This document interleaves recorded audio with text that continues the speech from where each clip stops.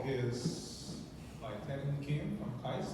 He's the first year PhD student, and he's going to present DAFL. Okay. Hi everyone. My name is Kevin Kim, and I'm here to present DAFL, Directed Gray Box Fuzzing Guided by Data Dependency. So let me start with some backgrounds. Fuzzing is testing a program with randomly generated inputs. If we visualize the program as a tree on the screen here, the goal of fuzzing would be to explore every branch that exists in this tree. It has shown successful achievements over time, such as AFL and Google's OSS Fuzz project. On the other hand, we have directed fuzzing, which is a special type of fuzzing that aims to reach the given target locations. This is especially useful when we are generating crashing inputs from bug reports, such as static analysis alarms. Here's some basic mechanism of directed gray box fuzzing. First, we are given a seed pool in a target program. We select a seed from the seed pool and generate mutants from it by mutating the seed. We execute each mutant against the target program, and after each execution, we examine the coverage feedback to decide whether it has achieved new coverage or not. If it has, it is added to the seed pool for later use. Now, since this is a directed gray box fuzzing, every time a seed is selected, we ask the question, what is the distance of the seed? And by distance, we mean how close is the seed's execution to the target location. And as the distance is closer, smaller, we generate more mutants from it in the hope of reaching the target location through that seed. However, there are some limitations in directed gray box fuzzing. First, a noisy seed distance based on control flow graph. This can happen when complex control structures, such as loops, introduce noise in the seed distance. Let's dive into a real-world example to see how this really happens. Here's a CFG, we have a control flow graph we have extracted from the real-world program SWF2PHP. Since we are to calculate the distance score, each of the nodes are assigned a distance score, starting from 0 at the crashing location. For example, the node over here is assigned a score of 34 because starting from 0, the distance is accumulated over the path. Likewise, another node here is assigned a score of 45 because the distance score is additionally accumulated inside the path in the loop. Now, AFL, a previous directed gray box fuzzer, calculates the distance based on all the nodes in the CFG. So, given a seed A, when seed A is executed, it first opens a file. It fails at the first sanitization. AFL assigns the average of the scores of the node the seed has covered. So, in this case, seed A is assigned the distance of average of 34 and 35.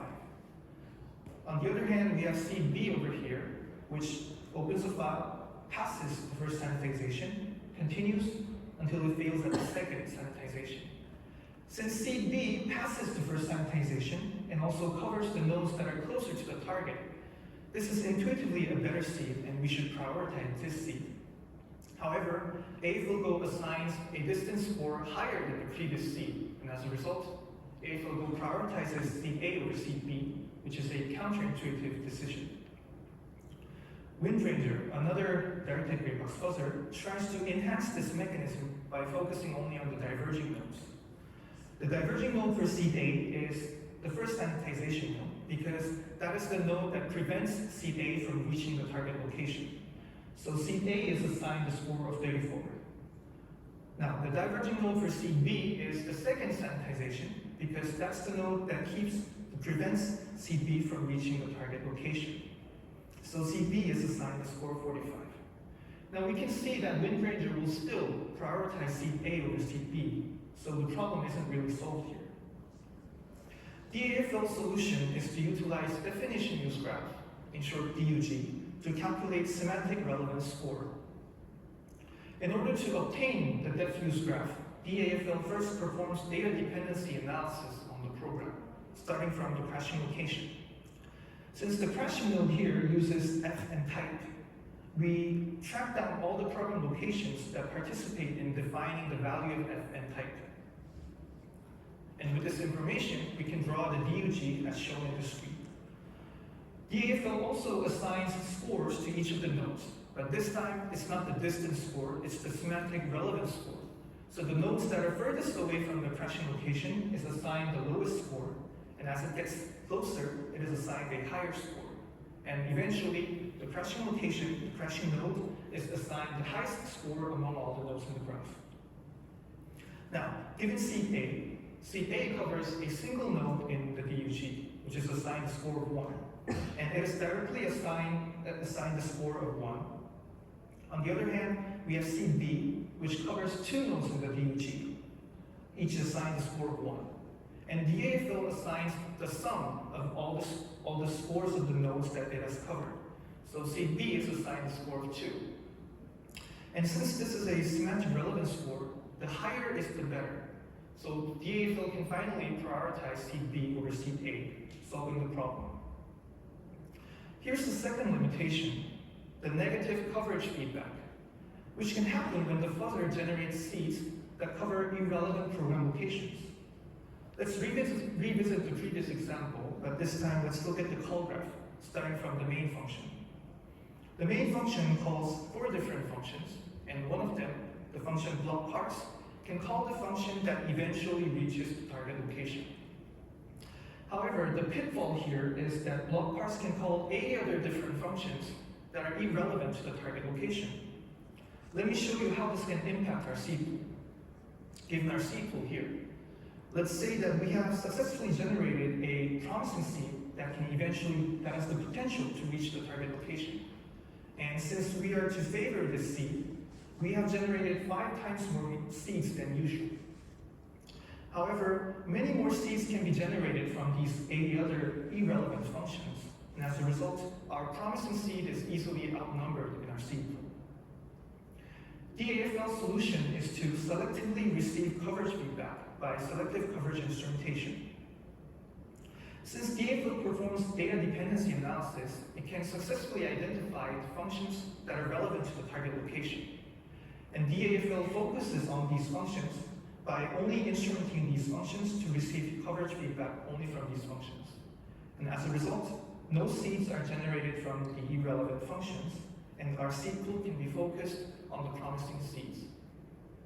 So these are the key concepts of DAFL, and now let me give you an overview of DAFL. We are given a program with a target location. Then we enter the static analysis phase, where we run the static analyzer to obtain diffuse graph and the list of relevant functions. Then we perform selective coverage instrumentation, where we utilize the list of relevant functions. After instrumentation, we enter the fuzzing phase, where we execute the instrumented program. After each execution, the selective coverage feedback is generated, and with the joint use of diffuse graph, we calculate the semantic relevance score. With the calculated score, we perform seed scheduling, where we decide which seed should be chosen first and how many mutants to be generated from the chosen seed. When the mutants are generated, we execute them, and we repeat this process until the target bug is found. With this approach, out of 41 target bugs, we were able to show best performance in 27 cases. We reproduced bugs almost 5 times faster than the state-of-the-art directed gray box buzzers, and we found 6 more bugs within the given timeout, which was 24 hours. Here are some more details on our evaluation, where we performed a trash reproduction test on the benchmark of 41 CDs from 10 programs, and with the baselines of 1 undirected fuzzer, AFL, and 3 directed gray box fuzzers, AFL Go, Wind Ranger, and Beacon. Our criteria was the median time of 40 iterations to reproduce the target bug.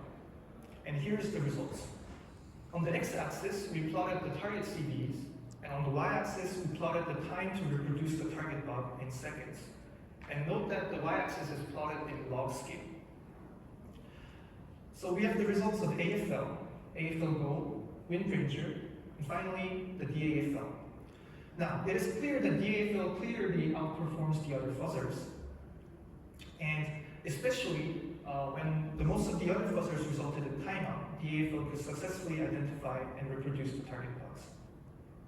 Overall, DAFL best performed in 27 cases.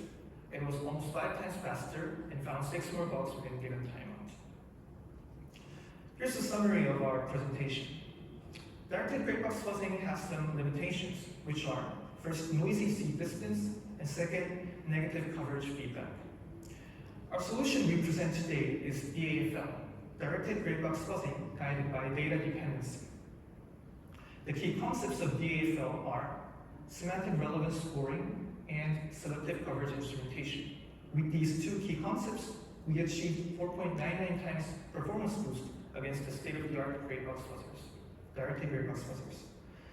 Our work received all three of the artifact badges, and this is the link to our artifact, so anyone interested can try it out, because we opened all our experimental environments in Docker, so it'll be easy to reproduce the results. Thank you for listening, and I'll be happy to answer any questions. Thank you.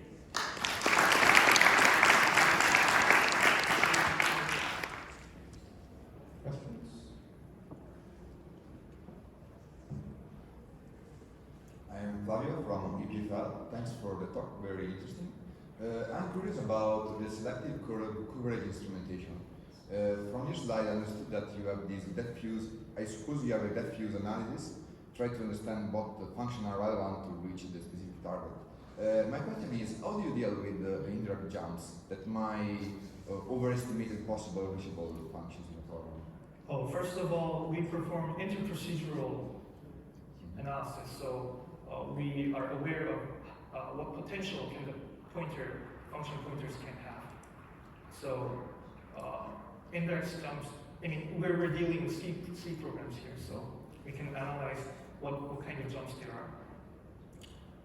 And Okay, but yeah. do you use, let's say, function signature to understand what function you can reach, or you have more sophisticated static analysis? I'm sorry, can you repeat the question?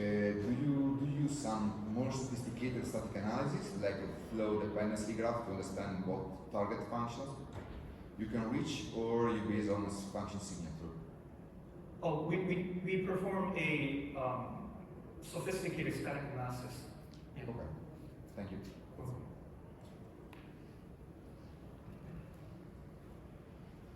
Hi, thank you for the talk. Luca from DAFL.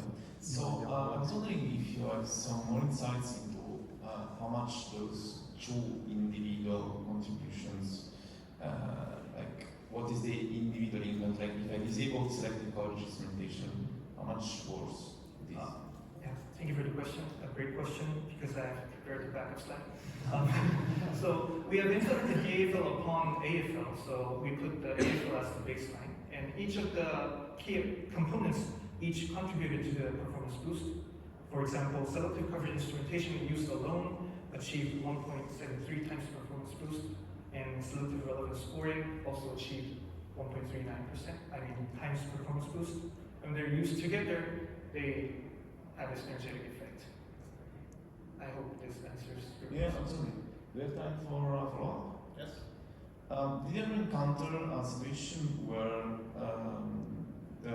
selective coverage instrumentation failed because your answer to the previous question you used sophisticated static analysis to detect interprocedural paths, right? Have you ever encountered a case where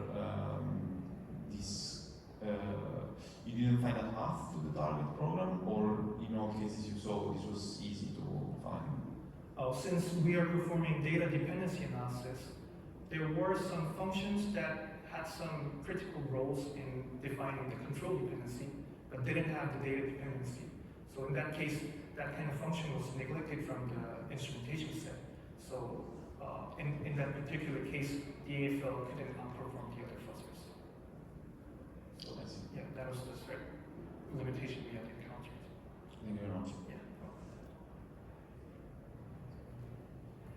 We can take one quick question while switching the laptop. Can Zumi? Okay, Zumi, can you come switch your laptop? Do we have any question? Well, if not, let's thank the speaker.